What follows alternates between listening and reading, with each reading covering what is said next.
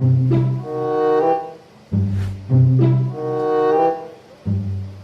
alors, on y est ou on n'y est pas?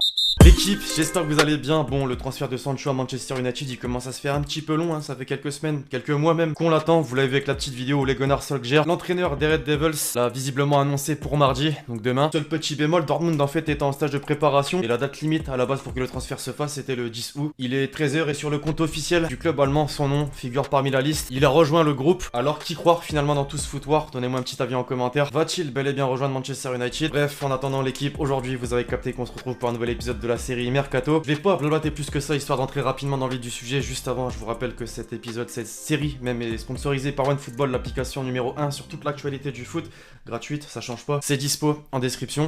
On entre dans le vif du sujet, désormais l'équipe en France pour commencer avec le Paris Saint-Germain. À quelques jours de son quart de finale face à l'Atalanta, on ne devrait même pas y penser. Pourtant, imaginez la saison prochaine un trio Mbappé, Ronaldo, Neymar. Ça paraît irréel, la rumeur est bel et bien de retour. Selon Foot Mercato, Cristiano Ronaldo envisagerait un départ de la Juventus cet été, 2 ans après son arrivée contre un montant de 100 millions d'euros. Le constat est plutôt terrible en Ligue des Champions, notamment une élimination en quart de finale contre l'Ajax l'année dernière, une élimination en 8ème contre l'OL cette année. Lui n'y est pour rien et même loin de là. Au contraire, c'est lui qui a porté la Juve sur ses épaules. Les hommes mentent, pas les stats, comme on dit. Ça tombe bien, à en croire Foot Mercato, son agent Jorge Mendes, le même d'ailleurs qu'un certain Keylor Navas, dispose de bonnes relations avec Leonardo, le directeur sportif parisien. Des premiers contacts sur le sujet ont même déjà eu lieu entre les deux hommes. Forcément, les discussions seront longues et étalées dans le temps. Première étape, Lisbonne, les deux seront sur place à l'occasion du Final 8 de la Ligue des Champions. Un cadre idéal pour entrer dans le vif du sujet et voir ce qui est réalisable ou non. C'est évident, une opération de la sorte n'est pas forcément le bienvenu. Pour le bref rappel, il perçoit actuellement un salaire de 30 millions d'euros par an. Après la crise sanitaire et avec les salaires colossaux dans le vestiaire parisien, ça risque d'être compliqué. Malgré tout, et il faut pas l'oublier, le champion de France s'est récemment délesté de gros salaires comme ceux de Cavani et Silva, en plus de Meunier et d'autres qui pourraient suivre comme Areola sur le départ. Le Portugais, lui, de son côté, a réservé sa première déclaration pour ses réseaux sociaux. Je cite: la saison 2019-2020 est terminée pour nous, bien plus tard que d'habitude, mais encore plus tôt que prévu. Il est maintenant temps de réfléchir, d'analyser les hauts et les bas, car la pensée critique est le seul moyen de s'améliorer. Un grand club comme la Juventus doit toujours penser comme le meilleur du monde, travailler comme le meilleur du monde, afin que nous puissions nous appeler l'un des meilleurs et des plus grands clubs du monde. Puissent ces courtes vacances nous permettre à tous de prendre les meilleures décisions pour l'avenir et de revenir plus fort et plus engagé que jamais. C'est plutôt flou, visiblement tout est possible. Mais Parisiens, un petit avis en commentaire. De l'autre côté des Alpes, justement, à Turin, ça bouge. Après le limogeage de Sarri au lendemain de l'élimination, Agnelli, le président de la vieille dame, a misé sur Pirlo, initialement intronisé responsable des U23. Il est le nouvel entraîneur de l'équipe première. Visiblement, c'est le grand remaniement. Selon la Gazzetta dello Sport, l'architecte a déjà fait une croix sur certains joueurs. Parmi eux, un champion du monde, Blaise Matuidi. Il pourrait être le premier à faire les frais de ce renouveau. Le milieu de terrain ne semble pas entrer dans les plans du nouveau coach turinois, lui désireux d'injecter du sang neuf dans ce secteur de jeu qu'il connaît sur le bout des doigts, avec des vues sérieuses, on les a cités par le passé, sur Sandro Tonali de Brescia ou encore sur Jorginho de Chelsea. De son côté, l'international tricolore se dirige donc tout droit vers un départ. Le quotidien italien indique que l'ancien parisien serait proche de rejoindre la MLS, en particulier le club de David Beckham, l'Inter Miami. Un accord aurait même déjà été trouvé. Il pourrait donc poursuivre sa carrière de l'autre côté de l'Atlantique. Affaire à suivre. Autre joueur annoncé sur le départ après cette saison plus que compliquée sous le maillot blanc et noir, Gonzalo Higuain. Il pourrait très prochainement résilier son contrat cet été. Plusieurs noms de potentiels successeurs ont circulé: Dzeko de l'AS Roma, Jiménez de Wolverhampton, Milik de Naples, mais aussi un certain Lacazette d'Arsenal. À en croire le Corriere dello Sport, l'attaquant des Gunners paraît le plus abordable. Sous contrat jusqu'en juin 2022, l'ancien lyonnais ne semble pas une priorité pour les dirigeants du club anglais, eux qui sont plutôt occupés à prolonger Aubameyang. Les négociations pourraient donc prochainement démarrer pour joindre aux paroles les actes. Attention tout de même à l'Atlético Madrid qui aurait déjà formulé une offre de 33 millions d'euros pour l'enrôler. Outre-Manche, justement, le club entraîné par Mikel Arteta est tout proche de boucler un deal. À en croire le quotidien espagnol AS, Rames Rodriguez, qui n'a pas fait partie d'ailleurs du groupe de Zizou pour le 8ème de finale retour de Ligue des Champions contre Manchester City, va rejoindre Arsenal. Le célèbre agent Jorge Mendes, encore lui, du meneur de jeu colombien, travaille depuis plusieurs semaines à lui trouver une porte de sortie à un an de la fin de son contrat. Les Gunners ont manifesté le plus d'intérêt pour lui. L'histoire d'amour née il y a 6 ans après un transfert à 80 millions d'euros est donc bel et bien terminée. Du côté de Manchester City, c'est formel depuis peu. David Silva met un terme à sa collaboration avec l'adversaire de Lyon en quart de finale de Ligue des Champions. Après avoir passé une décennie en tant que citizen, il ne compte pour autant pas arrêter ce qu'il a mené jusqu'ici, le football. Encore et toujours selon AS, la Lazio négocierait depuis lundi dernier avec le joueur pour une potentielle venue. En effet, Simone Inzaghi aurait fait la demande express de recruter l'ex-joueur de la Roja, qu'il affectionne particulièrement, au point même qu'il y aurait déjà une volonté commune entre le joueur et le club italien de parvenir à un accord dans les prochains jours. Il faudra faire vite quand même. Il a deux possibilités, s'exiler à Dubaï, là où il a reçu des propositions, ou alors rester en Europe et jouer la Ligue des Champions la saison prochaine. Un choix peu évident. C'est officiel, le mercato se poursuit pour le LOSC après Yılmaz ou Liadji. C'est désormais le jeune Angel Gomez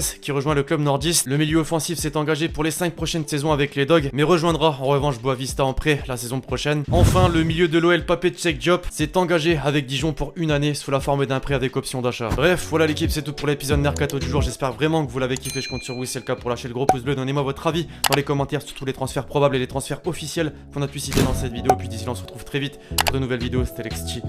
Ciao.